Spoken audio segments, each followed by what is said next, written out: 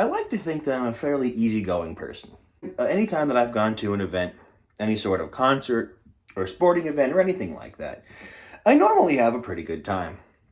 However, there's a few stories that I'll tell about some concerts that were not so great. And I kind of already touched upon one, being that King Crimson concert, and man, some people really didn't like my video on that, which is fair, absolutely fair. The story I'm going to talk about today, rather than being a concert that I recognized was good and I didn't have fun, was really more so of a concert that was just overall disappointing.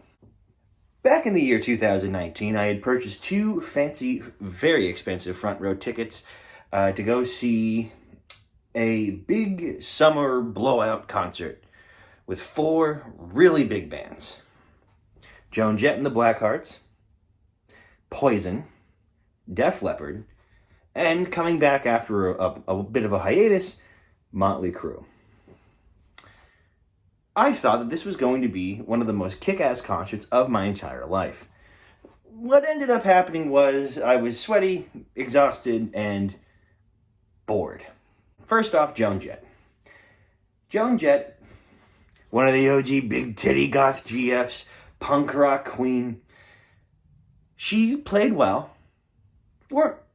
Unfortunately, I didn't get a chance to get any pictures, but there was no cool imagery or special effects or anything like that. It was just kind of her and the boys playing out on the stage. It was disappointing, not because she was bad, but because personally, I feel that Joan Jett got fucked. She only played 7 songs, one of which was Bad Reputation, the other which was I Love Rock and Roll.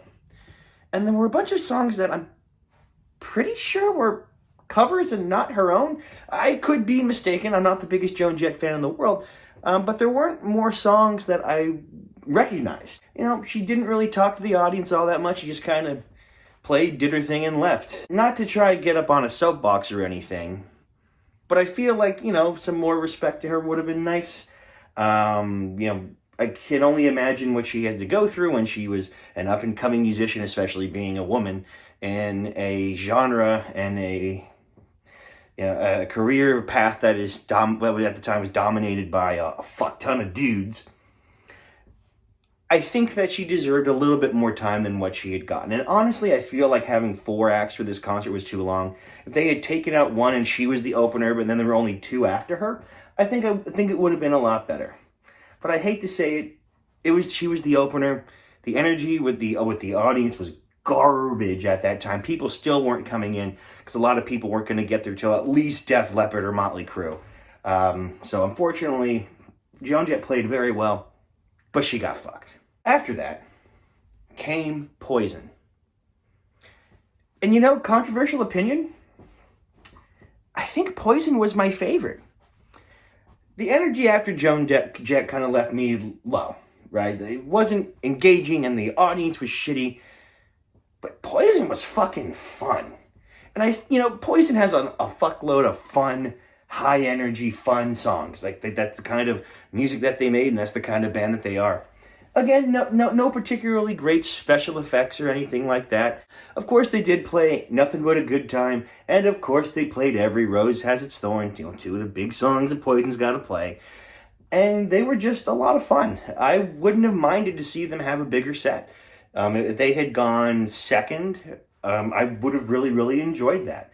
I don't think that Poison would ever be a big enough band to be the headliner for a show. But they were a damn good choice. After Poison, this is where Sting started to kind of go downhill again. Then, we got to Def Leppard. I was excited for Def Leppard.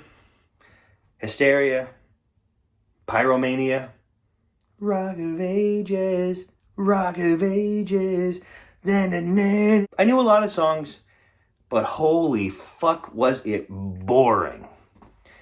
I've never fallen asleep at a concert before. Honest to God, I've never fallen asleep in my seats at a concert before. And I'm not thinking that because I'm a fucking old man. But they just fucking bored me. Songs didn't sound great. The singer looked awful. Anytime that he would talk, he was just kind of mumbling and like the words were slurring together. And I get it, the dude's fucking old, and maybe he has some sort of medical condition that I'm not aware of. I totally get it. But my God, was it boring to watch. I literally fell asleep. I was drifting in and out of consciousness, but like I definitely skipped through like big chunks of songs. And I could not fucking wait for them to get off the goddamn stage. Def Leppard was a big letdown, and that's a shame. So at this point in the night, I'm pretty fucking exhausted. You know, we had Joan Jett who got the shaft. We got Poison who brought my energy back up. And then Def Leppard dropped me down as low as I had been the entire night. Motley Crue was good. Not amazing. Not perfect. But good. Personally, I think I enjoyed watching Poison more than Motley Crue. But Motley Crue tried their best to have one hell of an entertaining show.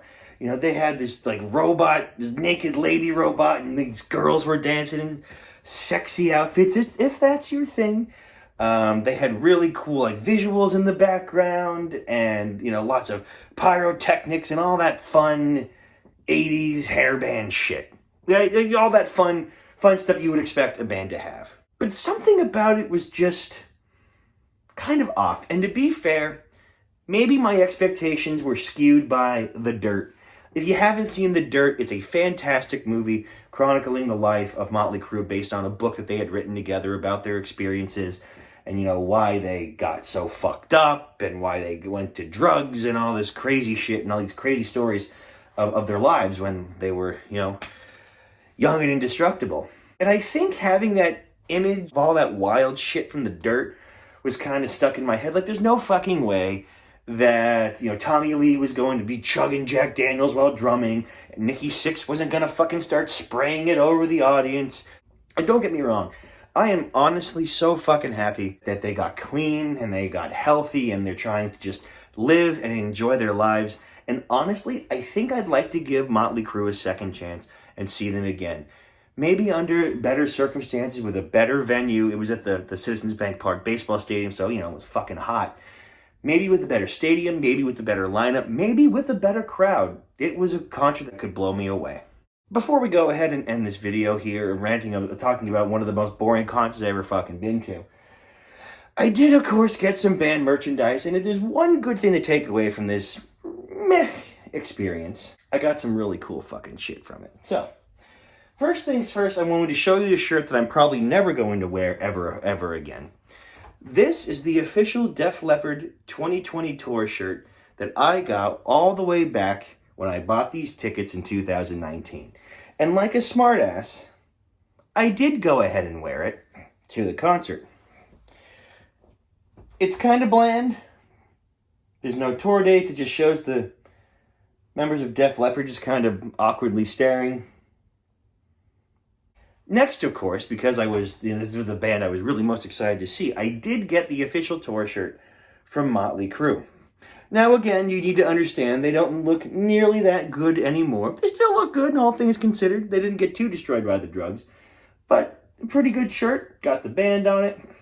Got the tour dates and stuff.